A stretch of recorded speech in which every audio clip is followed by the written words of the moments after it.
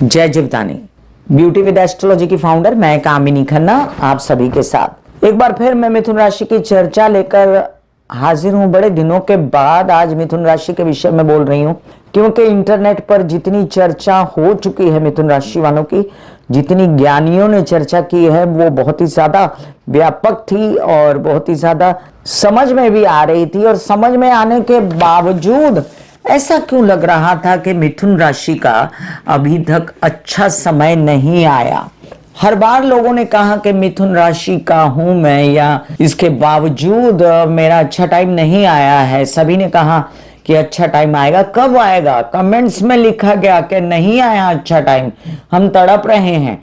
लेकिन क्या आपने पिछले 10 से 15 दिनों में महसूस नहीं किया 2026 के फर्स्ट वीक के दौरान कि आपको कुछ कुछ आशा की किरण नजर आई है?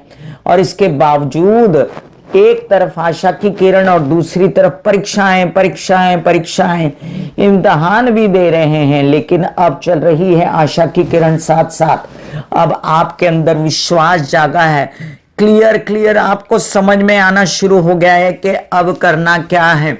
कंफ्यूज स्टेट में 4 साल बीत गए और कंफ्यूज स्टेट में 5वां साल भी बीत जाता, 6ठा साल भी बीत जाता अगर ग्रहों ने ऐसी परीक्षा लेना बंद ना कर दिया होता। लेकिन फिर भी आज भी मिथुन राशि वालों के लिए मैं कामिनी खन्ना कहती हूं कि अंतिम परीक्षा में पास होना बहुत जरूरी है। अब अंतिम परीक्षा मतलब क्या, लाइफ का एंड होने वाला है? जी नहीं, ये बात नहीं कर रही मैं आपसे। मैं आपको बता रही हूं कि पिछले 2019 की 22 मार्च जो लॉकडाउन लगा था, उसके बाद से लेकर आज तक जो भी आपने परीक्षाएं दी, उनमें से अब ये होने वाली है अंतिम परीक्षा, जिसमें एक तरफ से कम आप आश्वस्त हो जाएंगे। आपको कहीं पर बेचैनी होगी तो कहीं पर सुख भी होगा, लेकिन परीक्षा तो देनी पड़ेगी। परीक्षा अभी खत्म नहीं हुई है मिथुन राशि वालों। गॉड ब्लेस यू, मैं आपके लिए प्रार्थनारत हूं। अब एक बात आज आपको मैं बता दूं कि मिथुन राशि को जब जब कुछ मिला है, या मिथुन राशि मिथुन लग्न वालों को जब जब कहा गया इंटरनेट पर, मेरे समेत लोगों ने कहा कि बहुत अच्छा समय आया, और बहुत अच्छा समय के साथ साथ उनको बुराइयां भी झेलनी पड़ी। 50-50 का सौदा रहा मिथुन लग्न मिथुन राशि वालों के साथ। कभी भी पूर्णतया सुख उनको नहीं मिला।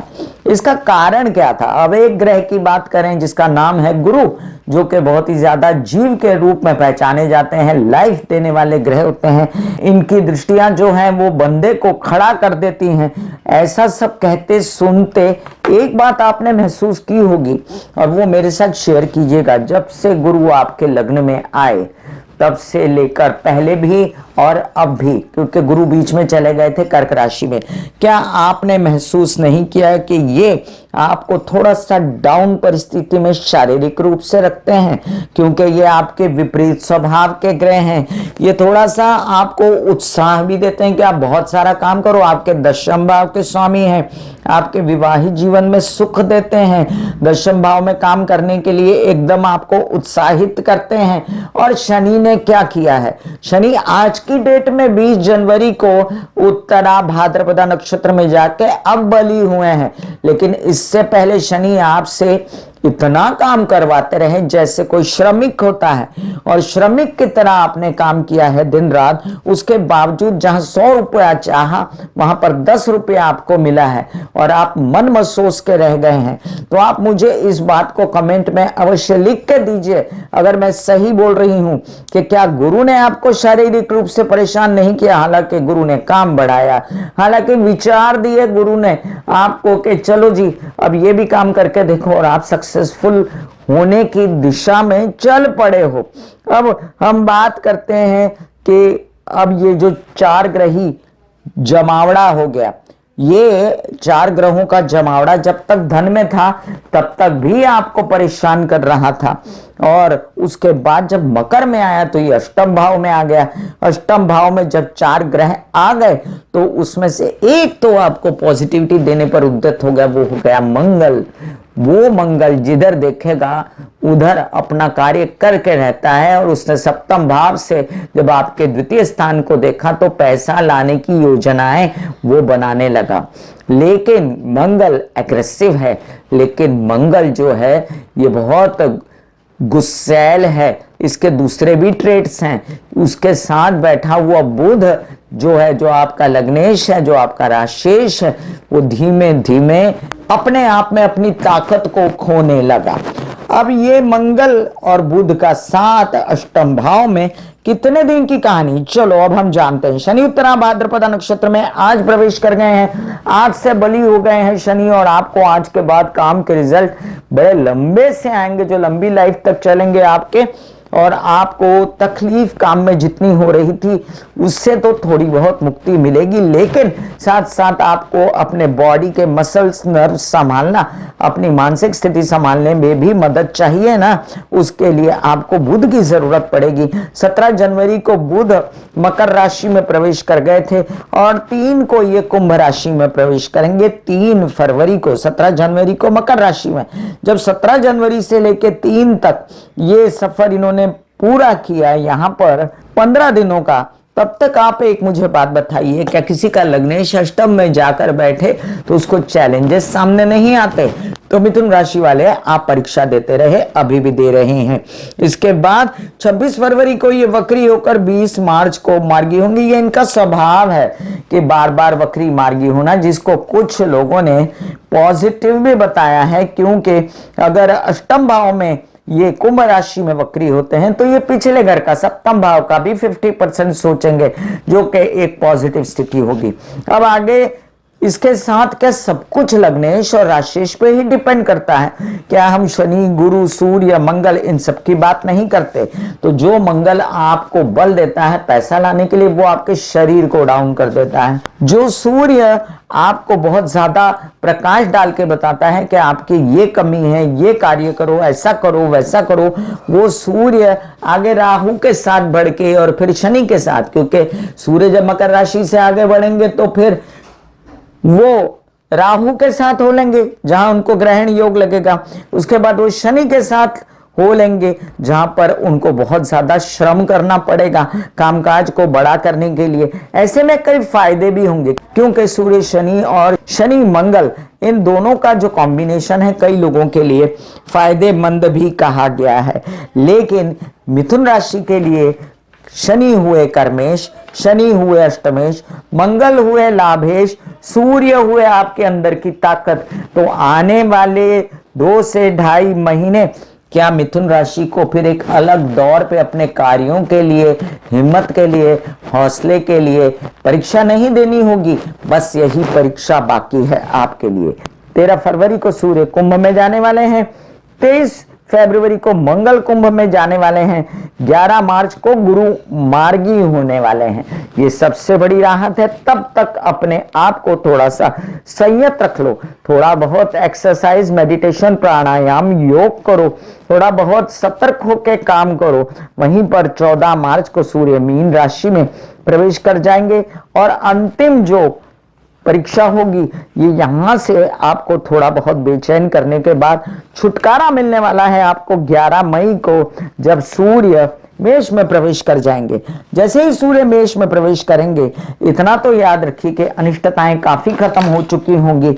और बुध के लिए ये राशियां बुरी नहीं है। बुध के लिए धनु राशि को छोड़कर मकर, कुंभ, ये राशियां जो हैं ये आश्वस्त करती हैं उसको कामकाज करने के लिए। भाग्य में जब आएंगे कुंभ राशि में बुध, 3 फरवरी को वहीं से भाग्योदय करने की पूर्ण कोशिश करेंगे राहु के साथ। वहां पर इनके मित्र शुक्र और राहु इनको बहुत बल देंगे आगे बढ़ने के लिए। यहीं से शुरू होगी कहानी आपकी आगे बढ़ने की। तो कितना रह गया आप समय, कितना रह गया आपके लिए? ज्यादा समय नहीं रहा। आने दीजिए बुध को कुंभ राशि में।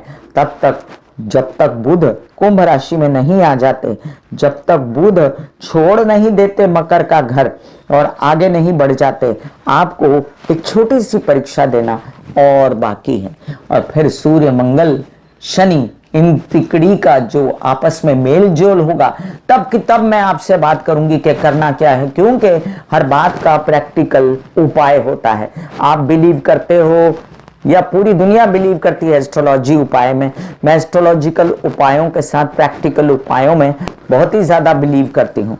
और मेरे प्यारे सब्सक्राइबर्स और मेरे सुनने वाले और जो लोग पहली बार आए हैं वो उन सबको धन्यवाद करते हुए, आप लोगों के भरपूर प्यार के कारण आज तक यहाँ पहुंच पाई हूँ। आपके लिए मेहनत करती रहूंगी और अपना ज्ञान बढ़ाने की भी पूर्ण कोशिश करती रहूंगी। मेरी भूल चूक को आप क्षमा करेंगे अगर आपको मेरी कोई भी बात बुरी लगी हो, और मेरा ज्ञान बढ़ाने में भी मदद करेंगे। अगर आपको कुछ लगता है कि आप कुछ कहना चाहते हैं तो अवश्य लिखें। सभी के कमेंट्स बहुत ही वेलकम हैं। आप लोग मिथुन राशि वालों, मिथुन लग्न वालों परीक्षा काफी दे चुके हो। 2026 ये परीक्षाओं को खत्म करेगा, ऐसी मेरी अंदर से इंस्टिंक्ट है, और ये इंस्टिंक्ट जो है ये मुझे जनवरी के फर्स्ट वीक से ही आ रही है। मिथुन राशि वालों, मिथुन लग्न वालों, आपके लिए आज एक मैं गाना सुनाती हूँ। हम होंगे कामयाब, हम होंगे कामयाब, हम होंगे कामयाब एक दिन, हो मन में है विश्वास, पूरा है विश्वास, हम होंगे कामयाब एक दिन। God bless you. Please subscribe, share and like my videos. God bless you, God bless you.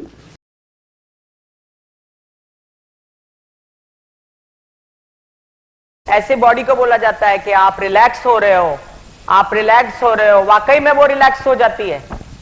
फिर आप अपने एक एक अंग को बोलिए, आपकी शिखा रिलैक्स हो गई, आपके बाल रिलैक्स हो गए, आपका माथा रिलैक्स हो गया, आपकी आंखें रिलैक्स हो गई।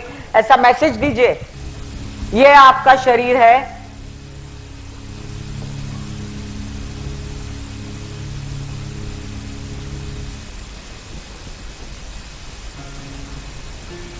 और आपकी बॉडी में मेडिटेशन जो है करने से पहले आपकी ये अवस्था होती है जैसे आप सब अभी बैठे हो। यहां पर आपके कुंडलिनी शक्ति का निवास होता है जिसे गुदा द्वार कहते हैं।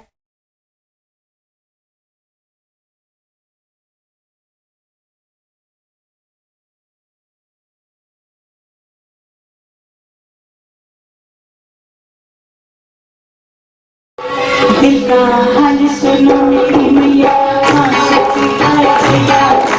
दिल का हाल सुनो मेरी मैया, शक्ति आए भैया।